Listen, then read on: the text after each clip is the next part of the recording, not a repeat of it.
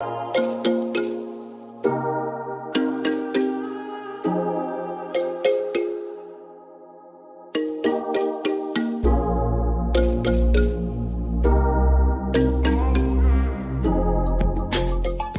back to the Culturally Distinct Podcast, guys. It's your boy, DJ KO. I'm glad you guys tuned back into the show. We got another great week, another great show. I'm glad you guys tuned in.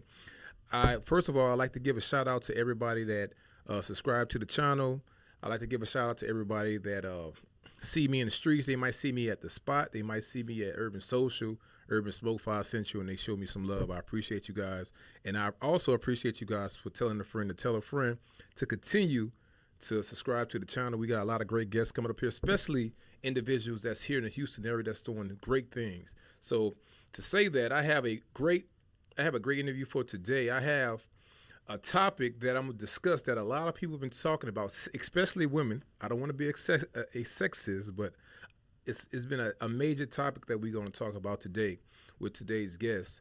I'd like to welcome you guys to the show, Doctor. I'm going to say Doctor. Put some respect in your name. Dr. Brandy Williams. Hello. Thank you for having me on the show. It's a pleasure to be here with you today. How you doing, Doc? I'm good. So look, Doc, should I call you Doc? Should I call you Dr. B, Brandy, what? I guess for the sake of the show or the interview, people will just say Dr. Brandy. Dr. Brandy. Yeah. Dr. Brandy. In the streets, I'm B. Okay. All right. So look, Dr. B, let's get it started. So let's tell the people exactly where you're from. I am born and raised in Houston, Texas. So I am a native Houstonian. I grew up in the Sunnyside area, Hillwood. Shout out, hold up, shout out. I gotta shout that out. Shout out Sunnyside, all right. The hood. Yeah, definitely. Born and raised and very proud of where I come from. Okay. Yeah, I still live my life very much as a professional that was born and raised in Sunnyside. Okay. So I got a lot of trash I'm gonna talk about Sunnyside because most of my, I can say most of them, but some of my buddies, they from Sunnyside, but they inspired, and they actually excelled in life. So they're no longer living in Sunnyside. They're like in the Cypress area, Richmond. So they don't go back to the hood no more. Well, actually, Sunnyside isn't the hood no more. They're gentrifying it. Yes, very much so. Yes. Actually, I'm looking for property over in Sunnyside so right am I. now. Yeah, so hey, might be neighbors. Yes.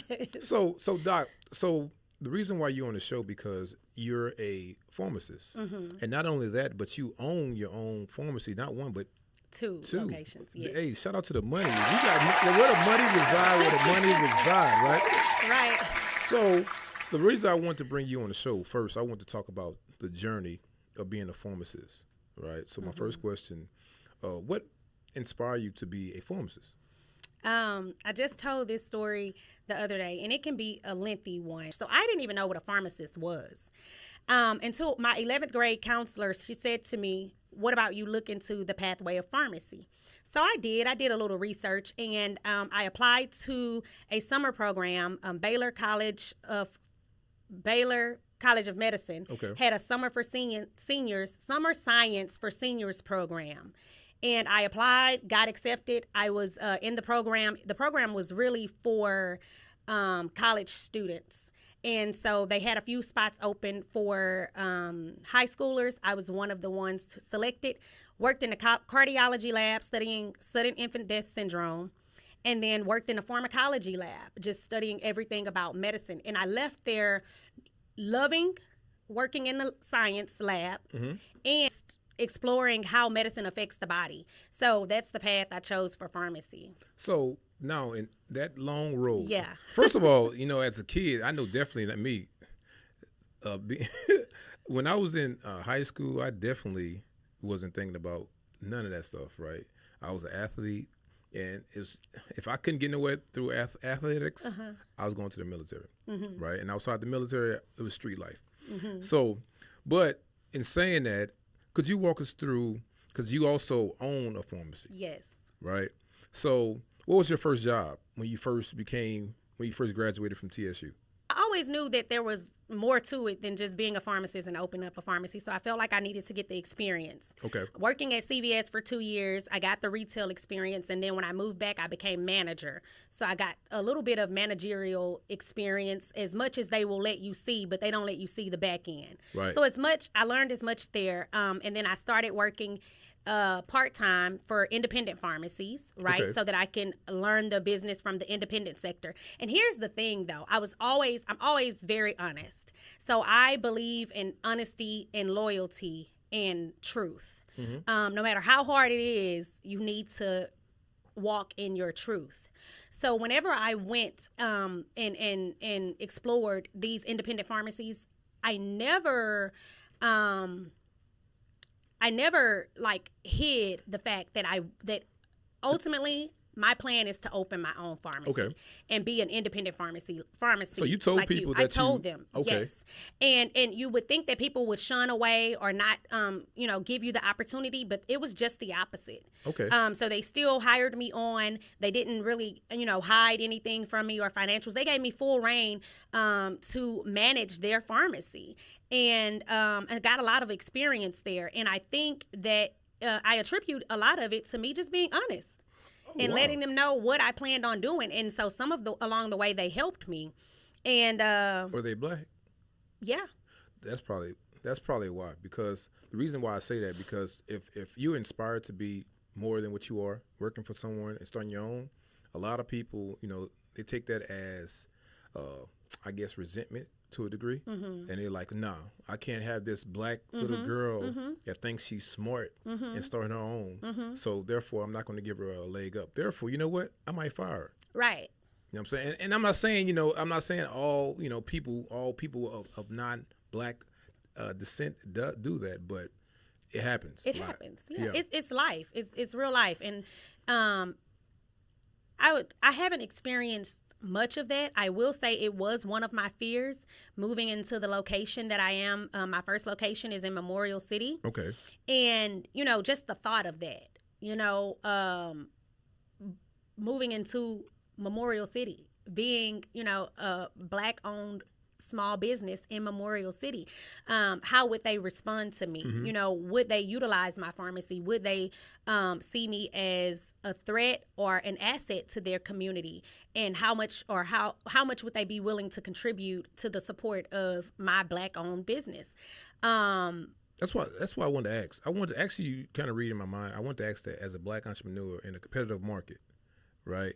What type of barriers that you had to navigate through in that Memorial City? So to the people that's not from Houston, Memorial City is a wealthy area where you have predominantly wealthy white people. Yes. And when I say wealthy, they're like extremely wealthy. Yes. Right? And it's old money. Money back from the 1700s. Jewish money. Yes. Yeah. So, and you have a black pharmacy within Memorial City. Yes. And we've been there for 6 years. And we have not only just been surviving, but we have been thriving in that area. So much support. I mean, most of my customers come from within that area, or either further back into the Katy, Texas area. And most of my physicians come from right across the street. I'm right across the street from Memorial Hermann. Okay. And most of the physicians in Memorial Hermann either I visited their office personally and let them know about the pharmacy, or either they heard about our pharmacy from another colleague, or even a patient went to them and said, hey, I utilize the pharmacy across the street. They do this, this, and this. You should look into them. But they have been some of my biggest supporters. Let me ask you this before we get in there, because I don't want to go into depth yet.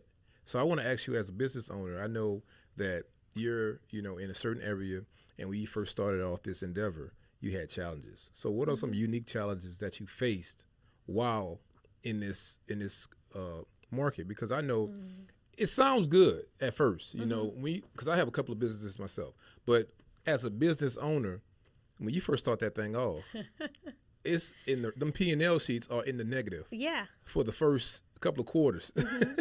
So True. What are some unique challenges that you encountered? Not having enough money. Okay. Yeah, not having funding. At the time when I started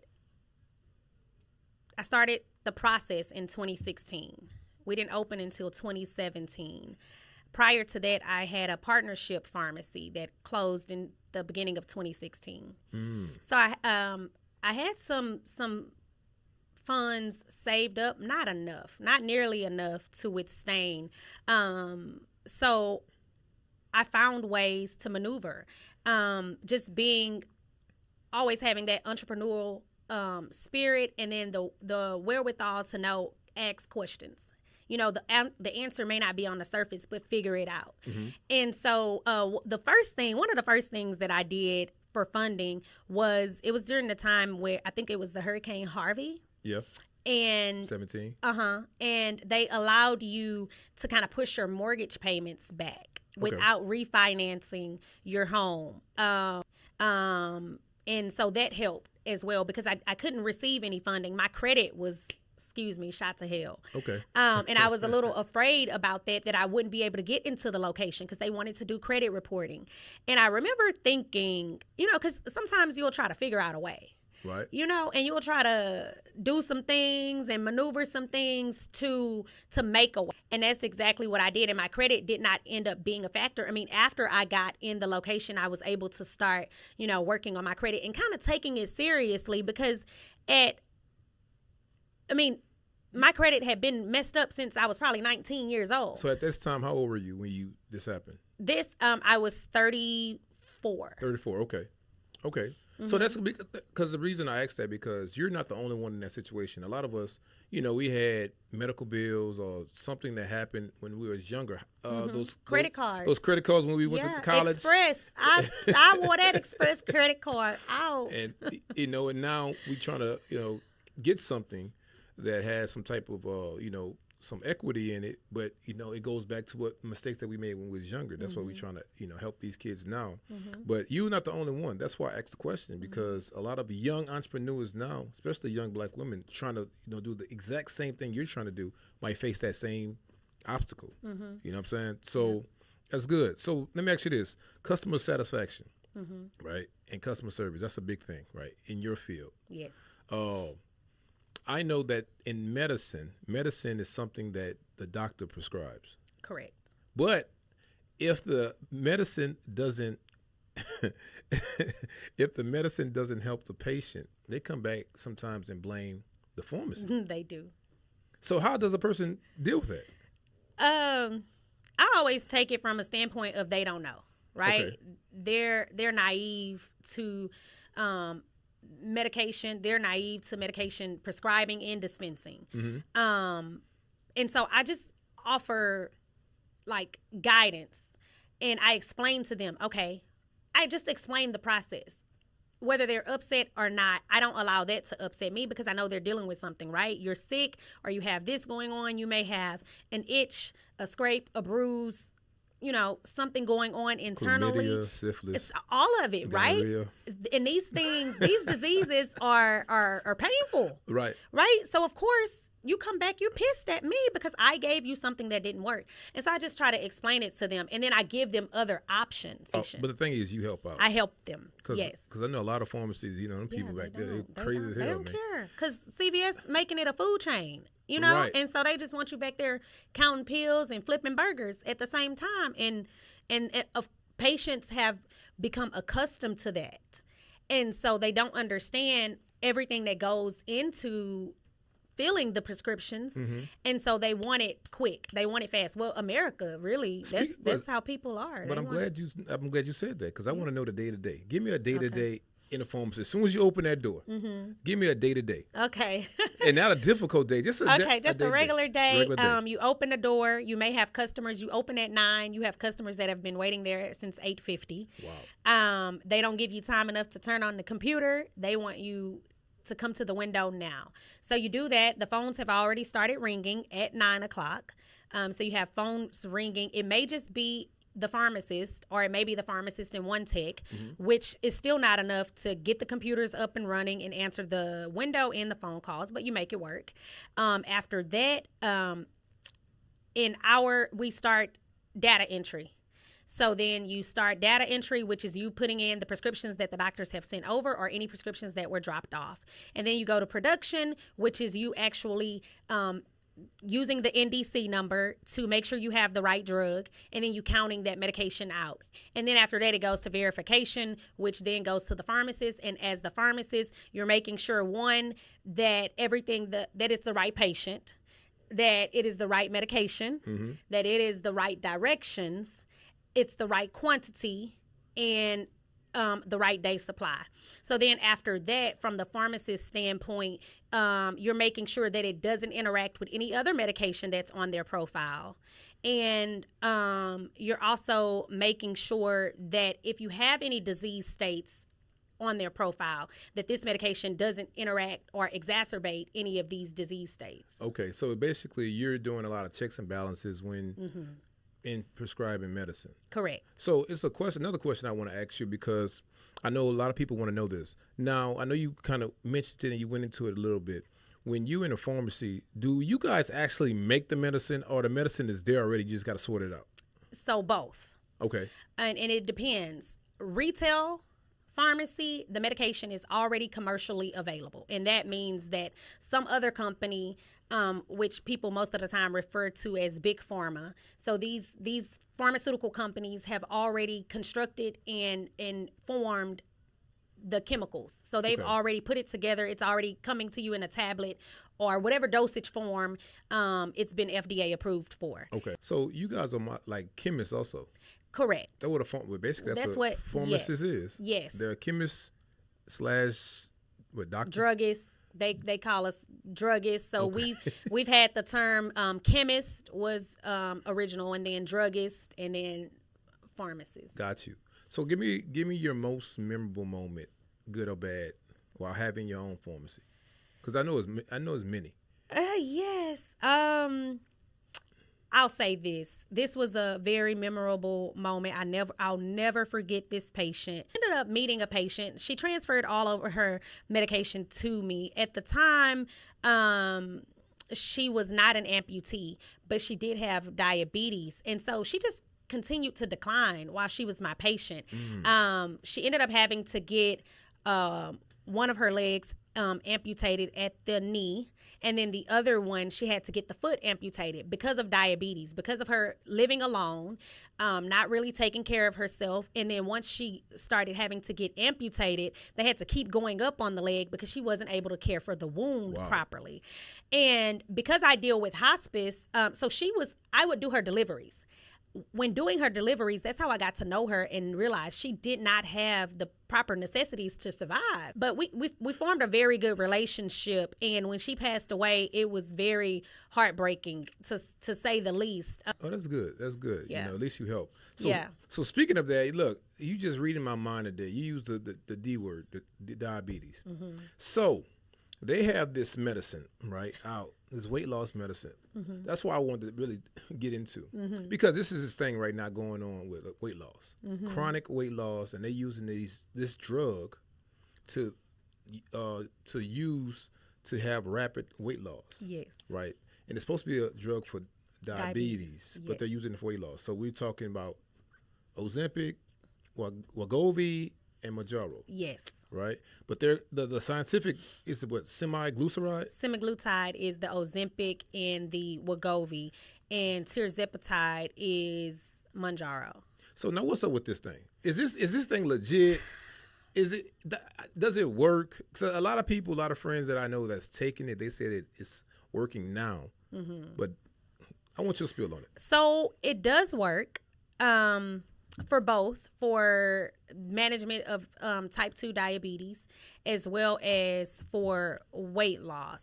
There are a few side effects associated with it. Most of those side effects have to do with the gastrointestinal system, because that's how the medication works within that gastric system. And so sometimes the side effects can outweigh the use of the medication, or or because some people have severe side effects, and other than that, it works. It's just a big frenzy right now. Like I don't know how many times I get asked about Wegovy and Ozempic on a daily basis. I mean, I even have practitioners who are calling me often to find out, okay, what's going on with this. And, there's a lot of back and forth because then the manufacturer releases these coupon cards. And the coupon cards may work for a little bit, but they've told the patients, hey, you can get it for $25.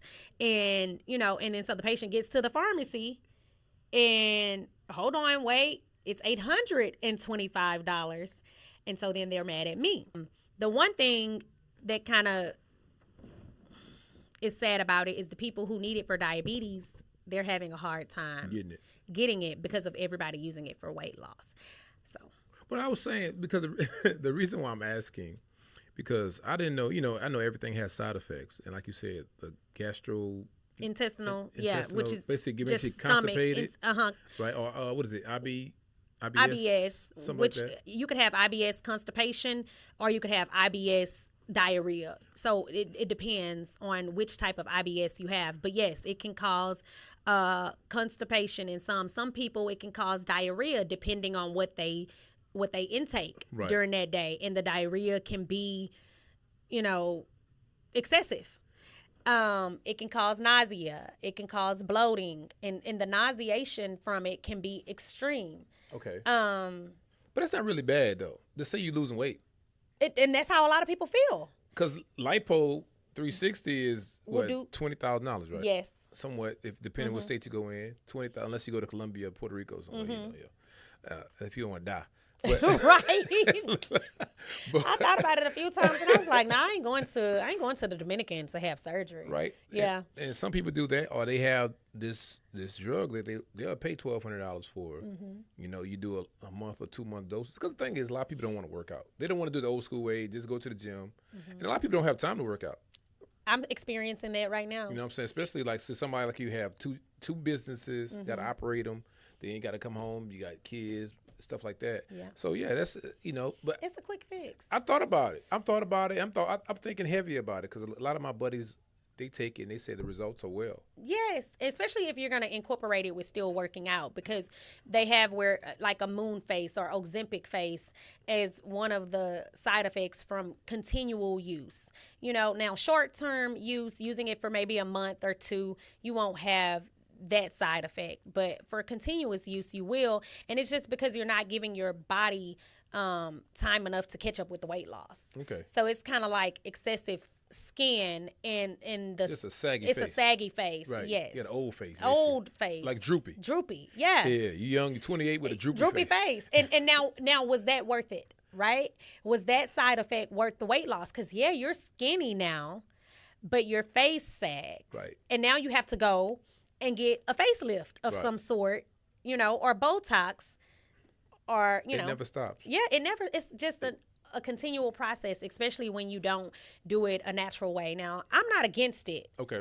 I'm not against it at all. I'm not against it. I've thought about it myself, trying it. I just don't want to deal with the side effects. I got you. And if I don't have to. So I'm always very conscientious about that. Like if it's something that I'm adding to my body that I don't necessarily really need, like I don't have time to work out and I want to lose a few pounds. Right. But is it worth, the side effects? And for me, the risk doesn't outweigh the benefit. Now, if I was a few pounds larger, then it might be very beneficial, and I might be willing to deal with those side effects. So how do you incorporate AI in pharmacy?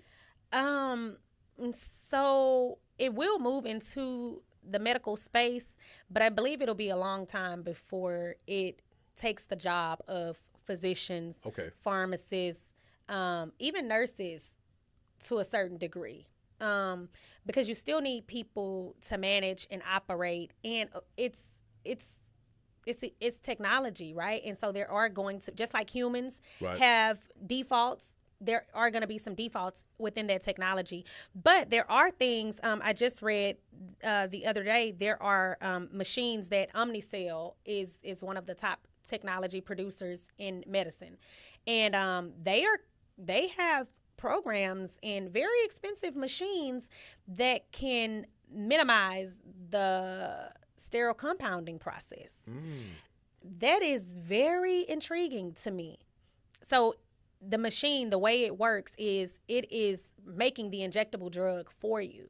and then there's somebody on the outside. Like everything is input into the machine. Okay. And then you input the information, so the dosage and everything and the concentration, all of that. Right. And then this machine will create it and then inject it into a sterile vial for you, and you come out with the final product. And it's fast. And it's fast. So yeah, so they're utilizing it right now to save time. Right.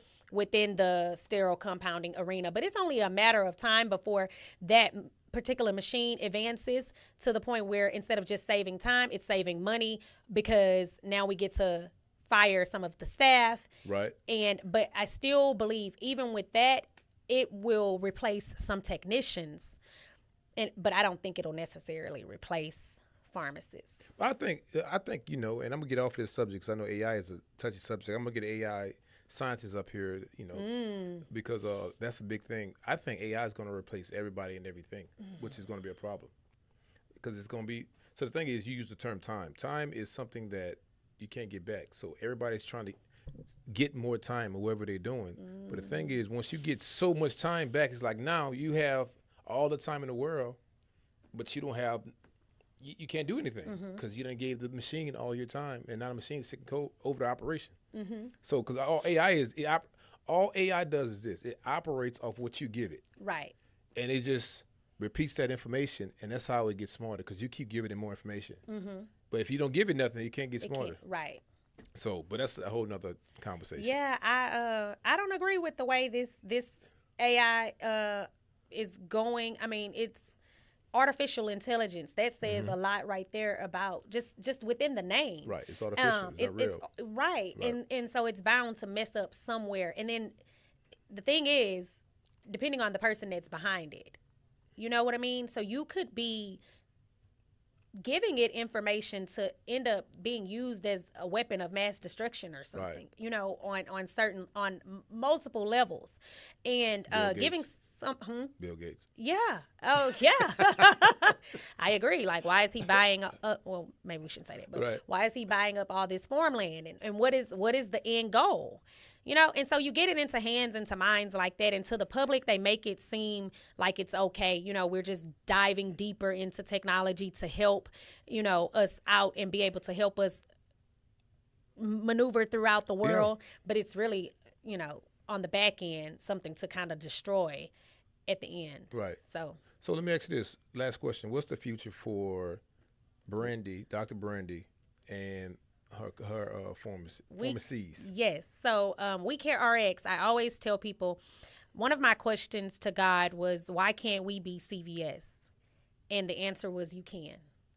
So CVS started as one person, one company, one idea, one brand, and they took the company and grew it to the level that it is now. And so that's what I plan to do, or that's what I am doing with We Care RX. And okay, that's good.